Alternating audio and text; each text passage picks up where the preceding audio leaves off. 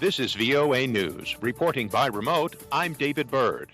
The Pentagon says it is not ruling out coordination with the Taliban on any future counterterrorism efforts in Afghanistan. AP's Sagar Meghani reports. Joint Chiefs Chairman Mark Milley fought against the Taliban. This is a ruthless group from the past, and whether or not they change remains to be seen. But asked directly if the U.S. may have to work with the insurgents against Islamic State militants and others. It's possible. Defense Secretary Lloyd Austin echoed Milley in calling a future relationship with the Taliban hard to predict. Sagar Meghani, Washington. President Biden met with Ukraine's President Volodymyr Zelensky on Wednesday, who was in Washington seeking increased military aid and backing for his country's bid for NATO membership. Biden said in the Oval Office his administration wants even stronger relations with Ukraine. The United States remains firmly committed to Ukraine's sovereignty and territorial integrity in the face of Russian aggression, and our support for Ukraine's Euro-Atlantic aspirations. The meeting was aimed at showing support for Ukraine's sovereignty in the face of Russia's seizure of Crimea and backing of armed separatists in the east of Ukraine. The administration said in a notification to Congress that a new aid package for Ukraine was necessary because of a major increase in Russian military activity along its border and because of mortar attacks, ceasefire violations, and other provocations. A mixed day on Wall Street with the Dow Jones Industrials losing 0.14%, the S&P gaining 0.03%, and the Nasdaq adding 0.33%. You can find more on our website, voanews.com. You can also follow us on the VOA mobile app. This is VOA News. A judge has conditionally approved the Purdue Pharma opioid settlement.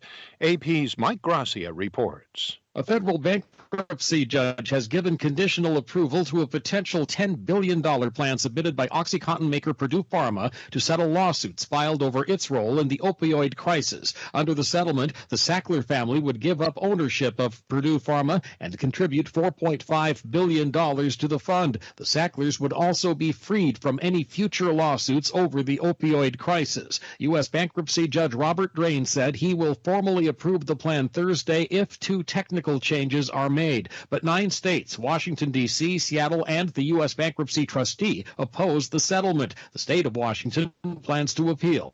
I'm Mike Gracia. Japan reported a fresh contamination case involving Moderna's COVID-19 vaccine, threatening to slow the country's sputtering inoculation campaign.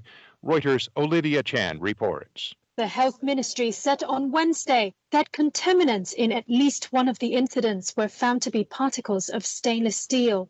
It added that it did not expect the incident would pose an additional health risk. The findings were the result of an investigation by domestic distributor Takeda Pharmaceutical. Takeda said the most probable cause of the contamination was related to friction between 2 pieces of metal in the machinery that put stoppers on the vials. The company was citing a joint investigation with Moderna and Rovi, which bottles Moderna vaccines. The country suspended the use of over 1.6 million doses of Moderna shots last week after being notified of contamination in some of the supply.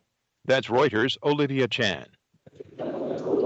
Italy began requiring domestic travelers to show a Green Pass certificate on Wednesday in a bid to boost vaccinations and limit COVID-19 transmission amid threats of disruptive protests.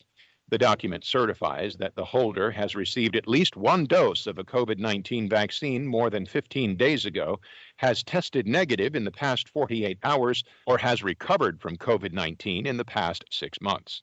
India has dramatically increased COVID-19 vaccination rates in its rural areas, where around 65% of the country's nearly 1.4 billion people live. India opened shots for adults in May, but the campaign faltered in villages due to vaccine hesitancy and misinformation.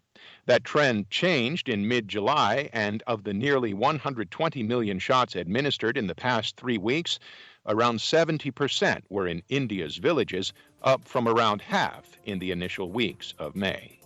Reporting by remote, I'm David Byrd, VOA News.